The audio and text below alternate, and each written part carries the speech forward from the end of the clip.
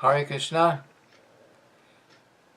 We are continuing with our reading from Nectar of Instruction, text number 10. The translation, the synonyms, and the purport were written by His Divine Grace, A.C. Bhaktivedanta Swami Prabhupada, and it was published by the Bhaktivedanta Book Trust. We will begin by chanting the Sanskrit verse. Karmi vyaparito hare priyataya vyaktim yayor yaninas tevyo gyana vimukta bhakti parama premaika nishtastata tevyasta pashupala pankaja trishash tabyo pisa radika preshta tadvat yang tadiya sarasitang nashrayet kahakriti. Word for word synonyms. Karmibhya, than all fruitive workers. Parita, in all respects. Hare, by the Supreme Personality of Godhead. Priyataya, because of being favored. Vyaktim yayu, it is said in Shastra. It is said in the Shastra. Jnanina, those advanced in knowledge. Tevya, superior to them.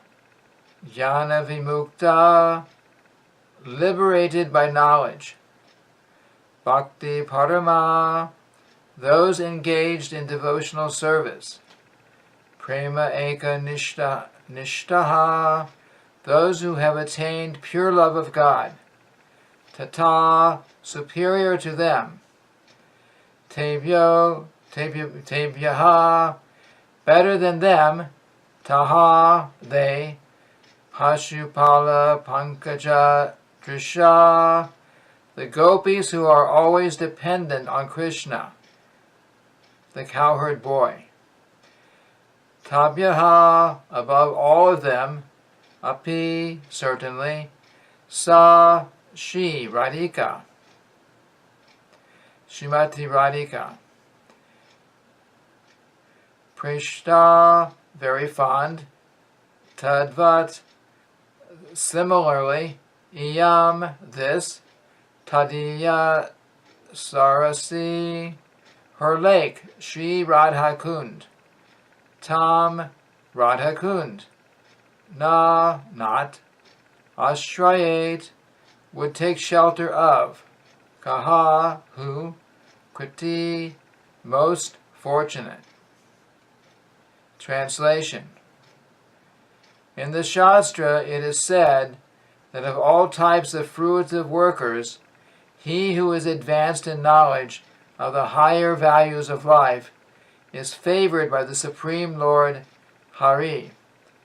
Out of many such people who are advanced in knowledge, jnanis, one who is practically liberated by virtue of his knowledge may take to devotional service. He is superior to the others. However, one who has actually attained prema, pure love of Krishna, is superior to him. The gopis are exalted above all the advanced devotees because they are always totally dependent upon Sri Krishna, the transcendental cowherd boy. Among the gopis, Srimati Radharani is the most dear to Krishna. Her Kunda, lake, is as profoundly dear to Lord Krishna as this most beloved of the gopis. Who then will not reside at Radhakunda and in a spiritual body surcharged with ecstatic loving feelings, aprakrita bhava, render loving service to the divine couple, Shri Shri Radha and Govinda, who perform their Ashta Kalya Lila, their eternal eightfold daily pastimes. Indeed, those who execute devotional service on the banks of Radha Kund are the most fortunate people in the universe. Purport. At the present moment, almost everyone is engaged in some kind of fruitive activity. Those who are desirous of gaining material profits by working are called karmis, or fruitive workers. All living entities within this material world have come under the spell of Maya. This is described in the Vishnu Purana 6.7.61. Vishnu Shakti Pura Prokta Kshetra Kya Tata Para Avidya Karma Sankhya Tritiya Shaktir Ishate. Sages have divided the energies of the Supreme Personality of Godhead into three categories, namely the spiritual energy, marginal energy, and material energy.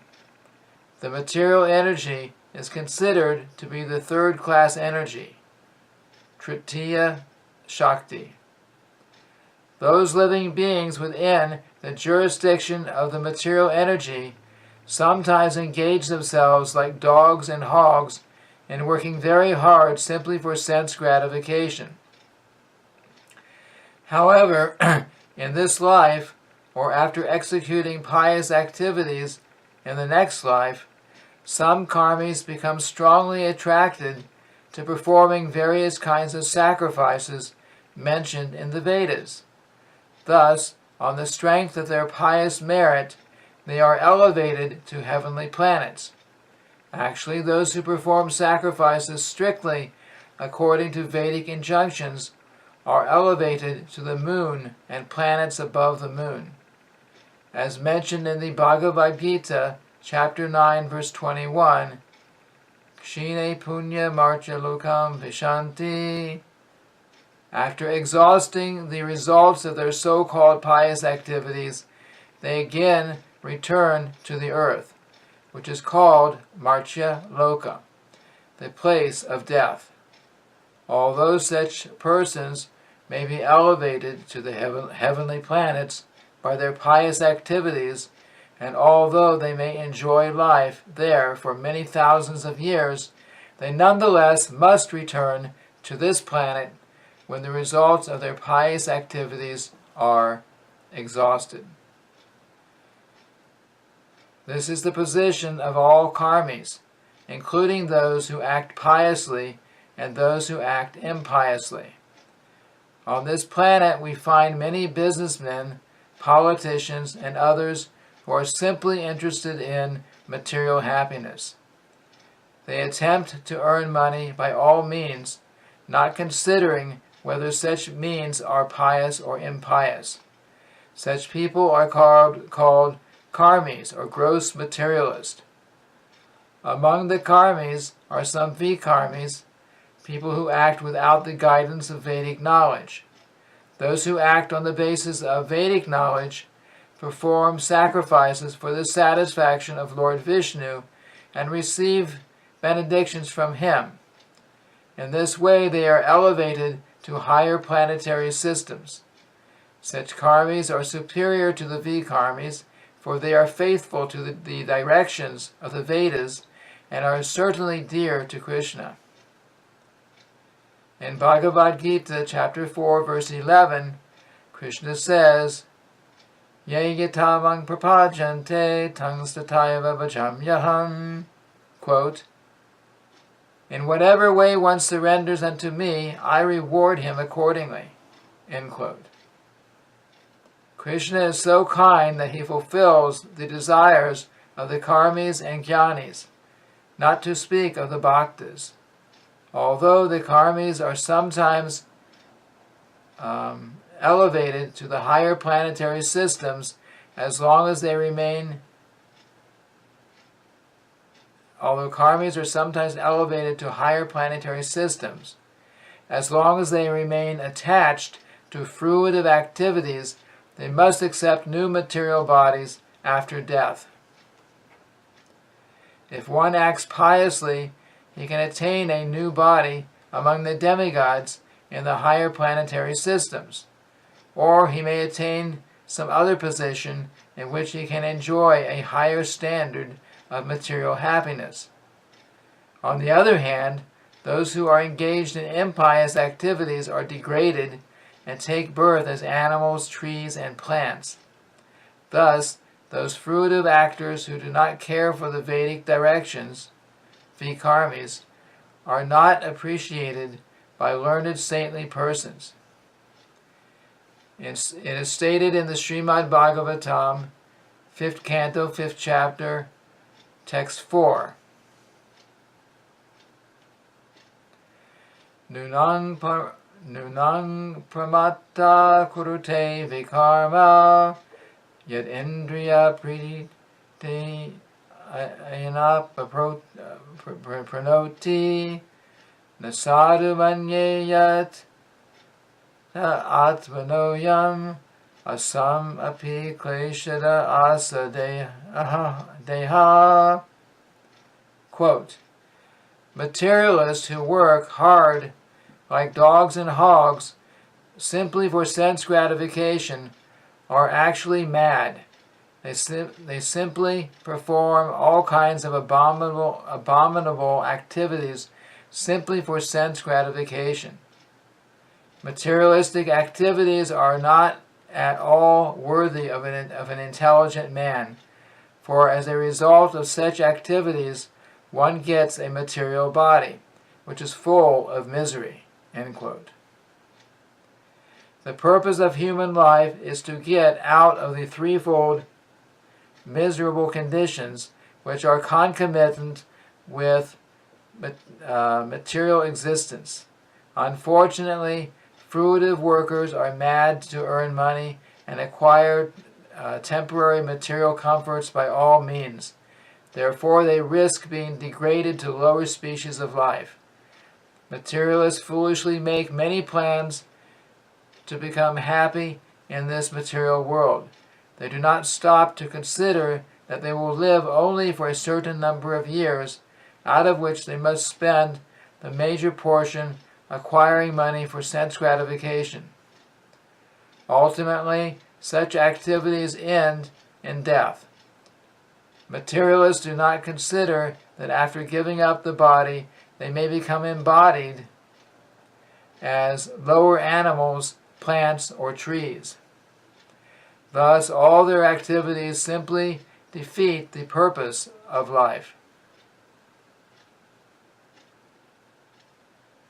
Not only are they born ignorant, but they act on the platform of ignorance, thinking that they are getting material benefits in the shape of skyscraper buildings, big cars, honorable positions, and so on.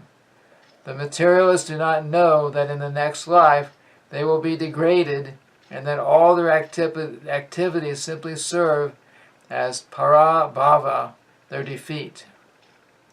This is the verdict of Srimad Bhagavatam, 5th canto, 5th chapter, 5th verse. Parabhavas tavad aboda jataha. One should therefore be eager to understand the science of the soul, Atma Tattva. Unless one comes to the platform of Atma Tattva, by which one understands that the soul and not the body is oneself, one remains on the platform of ignorance. Out of thousands and even millions of ignorant people who are wasting their time simply gratifying their senses, one may come to the platform of knowledge and understand higher values of life. Such a person is called a jnani. The jnani knows that fruitive activities will bind him to the material existence and cause him to transmigrate from one kind of body to another. As indicated in the Srimad Bhagavatam by the term Sharira Bandha, bound to bodily existence. As long as one maintains any conception of sense enjoyment, his mind will be absorbed in karma, fruitive activity, and this will oblige him to transmigrate from one body to another. Thus, a jnani is considered superior to a karmi because he at least refrains from the blind activities of sense enjoyment. This is the verdict of the Supreme Personality of Godhead. However, although a jnani may be liberated from the ignorance of the karmis, unless he comes to the platform of devotional service, he is still considered to be in ignorance, avidya. Although one may be accepted as a jnani or one advanced in knowledge, his knowledge is considered impure because he has no information of devotional service, and thus neglects the direct worship of the lotus feet of the Supreme Personality of Godhead. When a jnani takes to devotional service, he rapidly becomes superior to an ordinary jnani. Such an advanced person is described as jnana vimukta bhakti parama.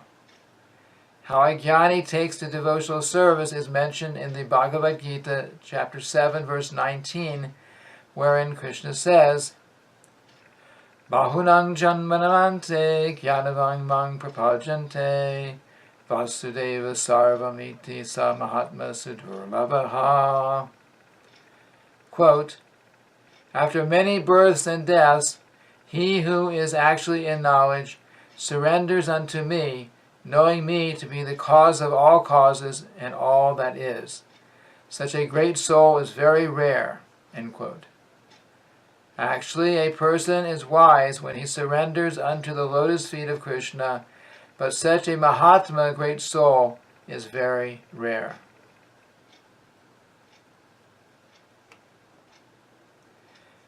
After taking to devotional service under the regulative principles, a person may come to the platform of spontaneous love of Godhead, following in the footsteps of great devotees like Narada and Sanaka and Sanatana. The Supreme Personality of Godhead then recognizes him to be superior. The devotees who have developed love of Godhead are certainly in an exalted position. Of all these devotees, the gopis are recognized as superior because they do not know anything other than satisfying Krishna. Nor do the gopis expect any return from Krishna. Indeed, sometimes Krishna puts them into extreme suffering by separating himself from them. Nonetheless, they cannot forget Krishna. When Krishna left Vrindavan for Mathura, the gopis became most dejected and spent the rest of their lives simply crying in separation from Krishna. This means that in one sense they were never actually separated from Krishna.